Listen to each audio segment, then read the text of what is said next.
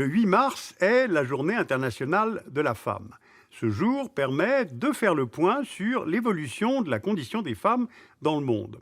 Alors qu'en est-il au fond? Et puis est-ce que c'est véritablement mesurable? Mais tout de même, rappelons-le, les femmes, c'est-à-dire la moitié de l'humanité, subissent constamment des discriminations, ne sont pas traitées à égalité, ou pire, sont souvent considérées comme inférieures par les hommes, ou harcelées, ou brutalisées, simplement parce qu'elles sont des femmes. Donc aujourd'hui, voyons de quelles inégalités, de quelles discriminations nous parlons exactement. 3,7 milliards, c'est le nombre de femmes sur cette planète en 2016, soit un peu moins que le nombre d'hommes, mais c'est aussi le nombre de personnes susceptibles de faire l'objet de discriminations ou d'inégalités liées au sexe. Et ces discriminations prennent des formes très diverses. Par exemple, l'absence de parité lorsque les femmes ne sont pas aussi bien représentées que les hommes, notamment en politique. En 2015, seulement 23% des parlementaires étaient des femmes, et dans plusieurs pays, il n'y avait aucune femme dans les assemblées, comme au Qatar ou au Yémen. Il y a aussi des inégalités mesurables, comme l'inégalité de salaire. Au niveau mondial, et en 2015, les hommes gagnaient en moyenne près de 2 fois plus que les femmes, selon le Forum économique mondial. Au Pakistan, par exemple, c'est 5 fois plus. Il y a aussi les cas où les femmes ne bénéficient pas des mêmes droits que les hommes. L'inégalité est alors inscrite dans la loi. En République démocratique du Congo, les femmes ont besoin de l'autorisation de leur mari pour ouvrir un compte en banque. Enfin, les femmes peuvent être victimes également de violences visant justement simplement leurs conditions de femmes. En Somalie, l'excision et les mutilations génitales concernent 98% des femmes de plus de 15 ans, selon l'UNICEF. Alors souvent très ancrées dans les mœurs, ces inégalités et discriminations sont présentes dans tous les pays du monde, à des degrés divers et dans tous les domaines de la vie, politique, économique, vie familiale, droits reproductifs et sexuels.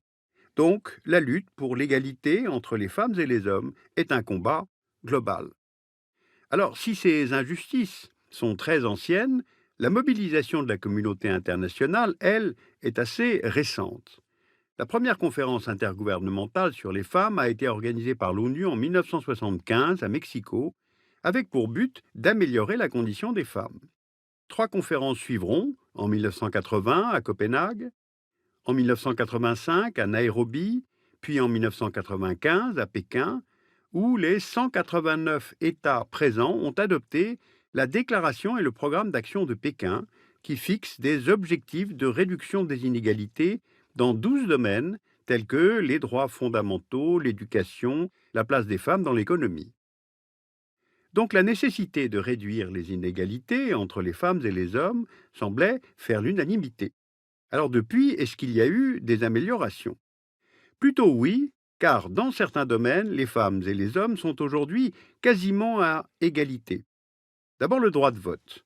En 1995, l'année de la conférence de Pékin, le droit de vote des femmes est largement répandu, mais 5 pays du Golfe ne l'ont toujours pas accordé. Eh bien, depuis, c'est chose faite. Le dernier pays à avoir pris cette décision est l'Arabie saoudite, sous la pression des printemps arabes. La première élection ouverte aux femmes a eu lieu en décembre 2015. Il y a aussi la parité dans l'accès à l'éducation. En 1990, pour 100 garçons inscrits à l'école primaire, on comptait 88 filles au niveau mondial. En 2013, ce chiffre est passé à 98. Au Népal, avec 109 filles pour 100 garçons, la disparité est même en faveur des filles, grâce notamment à l'octroi de bourses par l'État népalais, mais aussi grâce au soutien venant de partenaires de développement comme certaines institutions chrétiennes. Il y a donc des progrès concrets, mais ils sont en fait à nuancer, car on observe aussi de véritables reculs, comme pour l'égalité de revenus. Selon un rapport du Forum économique mondial, en 2006, les femmes gagnaient en moyenne 6 000 $ par an contre 11 000 $ pour les hommes au niveau mondial. En 2015, le revenu moyen des femmes est passé à 11 000 $, il a donc augmenté, mais moins que celui des hommes qui, lui, est passé à 21 000 $. Donc l'écart de salaire entre les hommes et les femmes s'est accru, ce qui veut dire qu'il y a eu en fait un recul sur le chemin de l'égalité de revenus au niveau mondial. Et dans ce domaine, les résistances sont fortes. Si les femmes gagnent moins que les hommes, cela s'explique par des revenus moins élevés à poste égal, mais aussi par des inégalités de qualification, de type de travail effectué, ou encore par le poids des tâches domestiques qui pèsent avant tout sur les femmes. Mais il s'agit là d'une moyenne mondiale. Tous les pays n'avancent pas au même rythme. Donc voyons les bons et les mauvais élèves de la parité et de l'égalité. Pour avoir une idée, on peut utiliser le Global Gender Gap Index, réalisé par le Forum économique mondial, et qui mesure pour 145 pays l'écart existant entre les hommes et les femmes dans 4 domaines.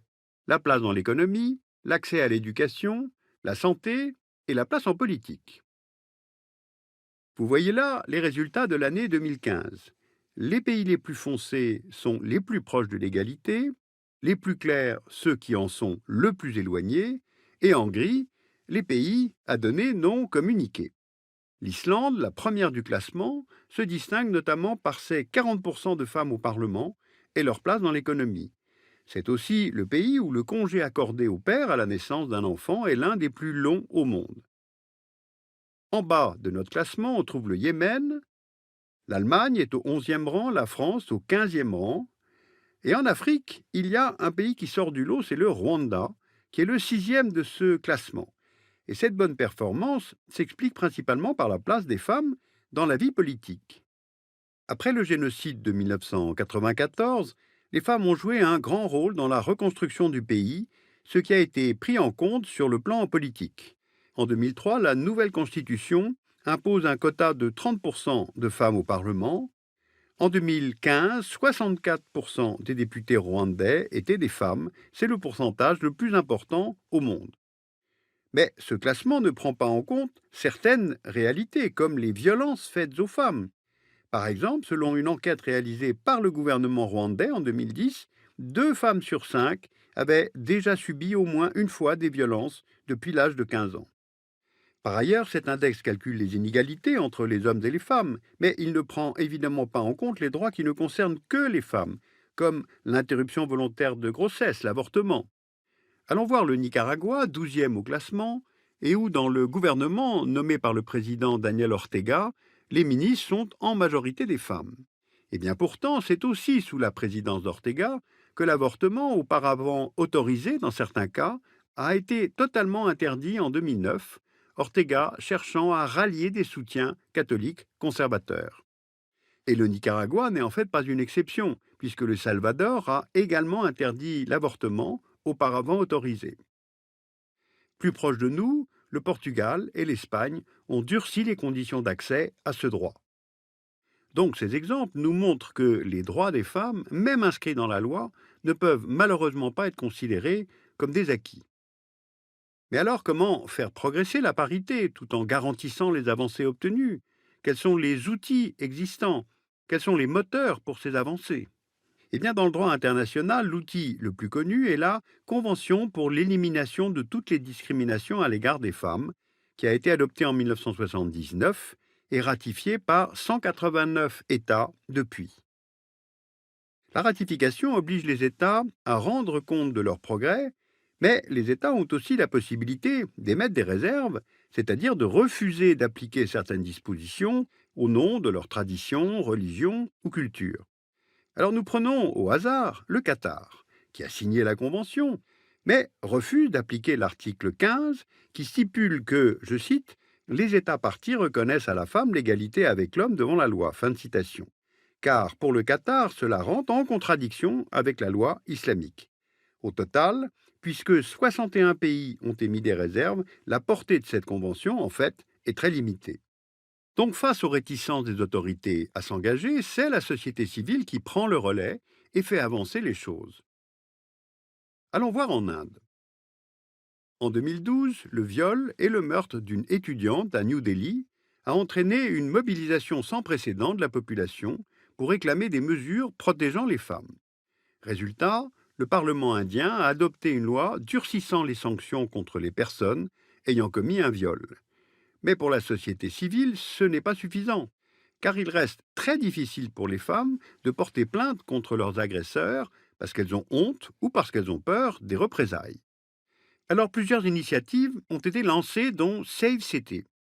C'est une plateforme sur Internet où les femmes peuvent signaler une agression rapidement et anonymement afin d'identifier les zones à risque pour les femmes au niveau national ou régional, ou même à l'échelle d'un quartier.